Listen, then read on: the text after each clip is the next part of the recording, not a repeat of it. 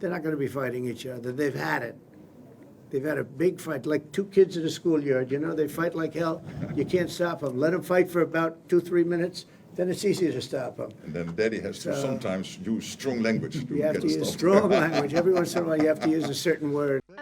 Mark Rutte, the NATO chief, who is your friend, he called you daddy earlier. Do you regard your NATO allies as kind of children? No, he likes me. I think he likes me. If he doesn't, I'll let you know. I'll come back and I'll hit him hard, okay? No? He did it very affectionate. Daddy, you're my daddy. Do you regard your NATO allies, though, as kind of like children, and they're obviously listening to you and they're spending more, and you're obviously appreciative of that, but do you hope that actually they're going to be able to defend themselves, defend Europe on their own, without I think they need United help States? A little bit at the beginning, and I think they'll be able to, and I think they're going to remember this day. And this is a big day for NATO. You know, this was a very big day. They took it.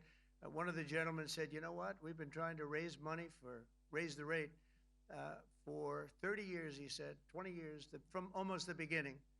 And he's been there for a long time. He said, until you came along, it never happened. What you did is amazing. It's been sort of an amazing day for a lot of reasons, but also for that. Yeah, go ahead. Do you think they can do it without you, though, in the future? Can they do it without the ask United Mark. States? I mean, you have to ask Mark.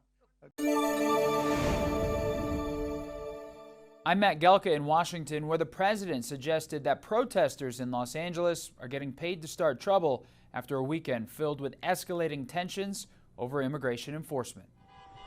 Demonstrations continued Monday after a weekend where protests escalated into violence in Los Angeles, the city becoming the latest flashpoint over immigration enforcement, with the president deploying the National Guard. They were afraid to do anything, and we sent out the troops, and they've done a fantastic job. Protests started following ICE raids at several locations in and around LA on Friday, including a Home Depot parking lot in Paramount, south of the city. The people that are causing the problem are professional agitators, they're insurrectionists, they're bad people, they should be in jail. The protests continued in the days that followed, shutting down some streets and freeways, with some self-driving cars being set on fire, clashes between protesters and law enforcement, and things boiling over following the National Guard's arrival. This violence that I've seen is disgusting. It's escalated now since the beginning of this incident. California officials blamed Trump's deployment of the Guard as the reason for the escalation, with the White House saying the situation was out of control before that. It's an escalation that didn't have to happen. Why were there raids?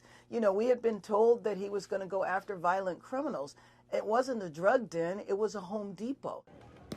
White House border czar Tom Homan said over the weekend nobody was above the law when asked about the potential for government official arrests, as the Trump administration has repeatedly criticized Democratic leadership in California. Come after me, arrest me. Let's just get it over with. Tough guy.